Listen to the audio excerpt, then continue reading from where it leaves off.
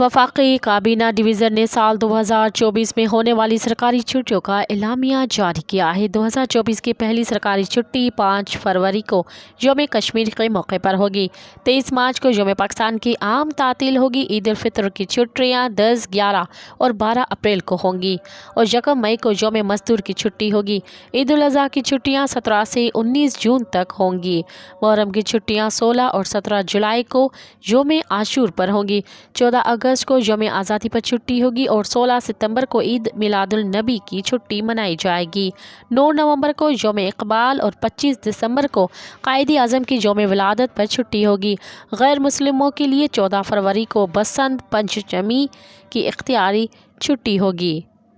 8 मार्च को शिवरात्रि की इख्तियारी छुट्टी होगी। शब मेराज 7 फरवरी को भी इख्तियारी छुट्टी की जा सकती है और शब बारात की 25 फरवरी को इख्तियारी छुट्टी भी होगी। मज़ीद ख़बरन ऐं तफ़सीलात लाइ विज़िट कयो असांजी वेबसाइट www.awamiNewsHD.com ऐं ॾिसंदा रहो अवामी न्यूज़ HD।